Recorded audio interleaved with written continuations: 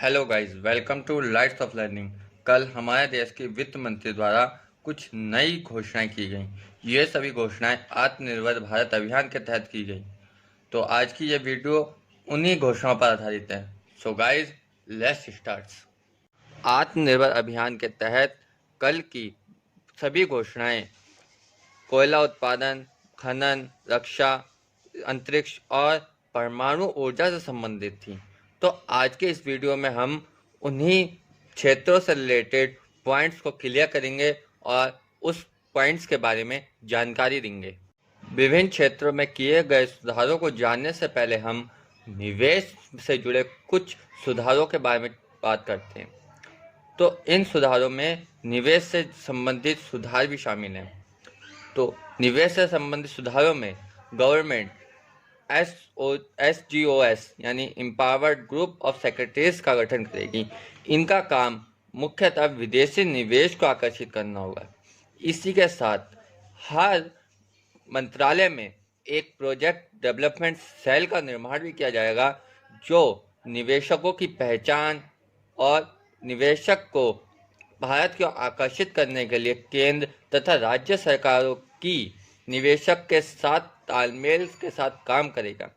साथ ही साथ निवेश को राज्यवार एक रैंकिंग दी जाएगी। जिस तरह स्वच्छ भारत मिशन के तहत हर स्टेट्स को रैंकिंग दी जाती है, वैसे ही निवेश को आकर्षित करने वाले राज्यों की भी एक विशेष रैंकिंग तैयार की जाएगी। साथ ही साथ नए सेक्टर्स को भी बढ़ावा दिया जाएगा। इसी के साथ भारत सरकार निवेश को आकर्षित करने के लिए मिशन मोड में निर्माण कार्य करेगी। इसके लिए औद्योगिक सूचना प्रणाली यानी इंडस्ट्रियल इंफॉर्मेशन सिस्टम IS का निर्माण भी करेगी, जिसकी GIS मैपिंग भी की जाएगी। इस IIS का काम 3376 औद्योगिक पार्कों और SIZ में उपलब्ध 5 लाख हेक्टेयर भूमि की मैपिंग करना होगा। साथ ही साथ सभी औद्योगिक पार्कों की भी एक अलग से सूची और उनको रैंक वाइज डिवाइड किया जाएगा, जो कि इस सत्र से लागू कर दिया जाएगा। अब हम बात करते हैं विभिन्न क्षेत्रों में भारत सरकार द्वारा किए गए विभिन्न सुधारों की और उससे संबंधित नीतियों की। भारत भंडारण की दृष्टि से दुनिया के टॉप 3 देशों में शामिल है जो कोयले का उत्पादन करता है। बावजूद इसके हमारे देश में कोयले का उपयोग बहुत ही कम मात्रा में होता है। इसी को बढ़ावा देने के लिए भारत सरकार रेवेन्यू शेयरिंग मैकेनिज्म या राजस्व साझा मैकेनिज्म या तंत्र को भी अपनाएगी, ताकि कोयले का भरपूर इस्तेमाल हो सके।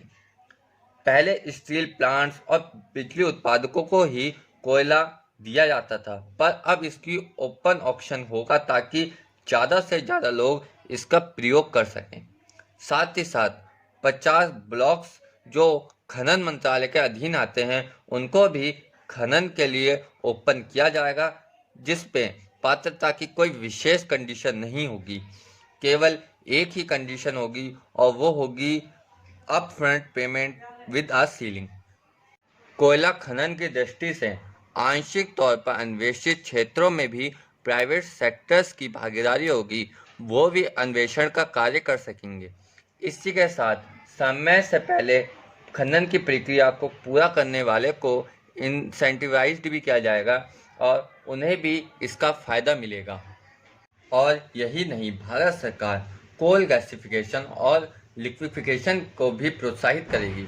साथ ही साथ भारत सरकार कोल सेक्टर में निवेश को बढ़ाने के लिए विनिर्माण कार्य भी करेगी, जिसके लिए भारत सरकार की ओर से 50,000 करोड़ रुपए खर्च किए जाएंगे, जिसमें से 18,000 करोड़ रुपए माइंस टू रेलवे साइडलाइंस के लिए किए जाएंगे।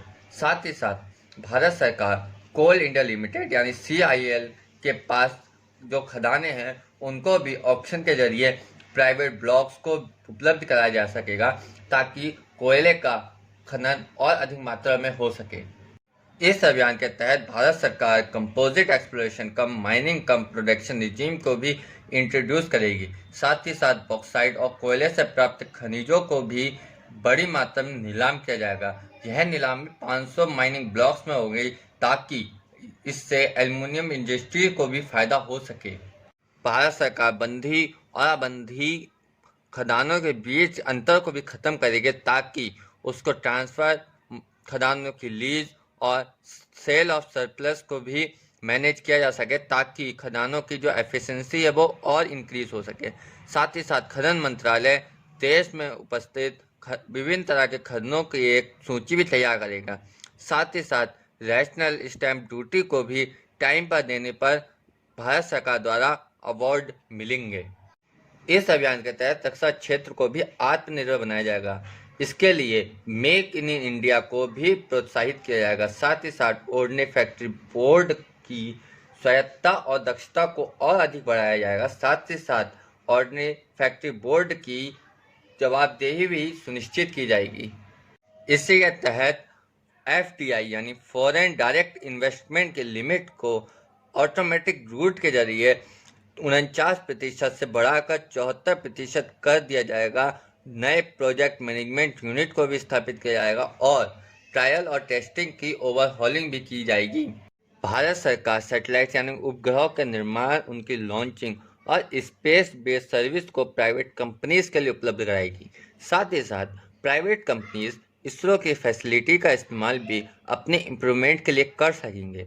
इसी के साथ प्राइवेट सेक्टर्स को प्लैनेटरी एक्सप्लोरेशन और आउटर स्पेस ट्रैवल में भी शामिल किया जाएगा और रिमोट सेंसिंग डाटा को भी टेक एंटरप्रेन्योर्स के लिए उपलब्ध कराया जाएगा। यानी कि साधारण शब्दों में कहें तो जिस तरह अमेरिका में स्पेस एक्स एक कंपनी है जो कि प्राइवेट सेक्टर से बिलोंग करती है, ऐसे ही एक प्राइवेट सेक्टर की कंपनी हमारे देश में भी खोली जा सकेगी।